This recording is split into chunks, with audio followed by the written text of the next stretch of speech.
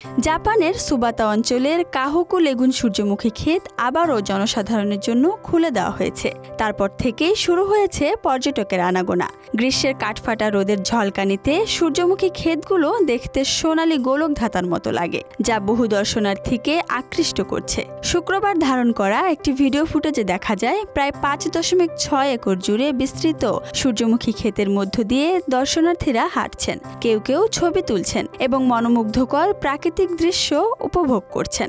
এতে চাষিরাও খুব খুশি, কারণ তারা লাভবান হচ্ছেন দুদিক থেকেই। সূর্যমুখীর বাম্পার ফলনেও খুশি তারা। দর্শনার্থীরা বলছেন গ্রামটি খোলার মাত্র 3 দিন হয়েছে, তাই ফুলগুলো একদম তাজা ও নিখুঁত। আবহাওয়াও বেশ সুন্দর। অনেক প্রেমিক প্রেমিকা যুগল সহ সন্তান এবং পরিবার নিয়েও এসেছেন অনেকে। 30 বছর ধরে সুবাতা অঞ্চল গ্রীষ্মকালীন সোনালী ফুল সূর্যমুখীর উজ্জ্বল ক্ষেতের জন্য জনপ্রিয়। প্রতি বছর আনুমানিক 20,000 থেকে 30,000 দর্শনার্থী আসেন এখানে।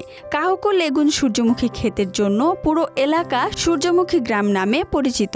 জুলাইয়ের শেষ থেকে আগস্টের শুরু পর্যন্ত যখন সূর্যমুখী ফুলগুলো পুরোপুরি বিকশিত হয়, এই সময়েই দর্শনার্থীরা বেশি ভিড় করেন। সূর্যমুখীর ক্ষেতগুলো দূর থেকে দেখলে মনে হবে বিশাল আকারের হলুদ গালিচা বিছিয়ে রাখা হয়েছে। কাছে গেলে চোখে পড়ে হাজারো সূর্যমুখী ফুল। বাতাসে দোল খেয়ে ফুলগুলো যেন আমন্ত্রণ জানাচ্ছে সৌন্দর্য উপভোগ করার জন্য। সূর্যমুখী ফুলের চাষ করলে ফুল থেকে তেল, খৈল ও জ্বালানি পাওয়া যায়। প্রতি কেজি বীজ থেকে কমপক্ষে আধা লিটার তেল উৎপাদন সম্ভব। তবে এখানকার চাষিরা পর্যটকদের দিকেই বেশি আগ্রহ দেখান।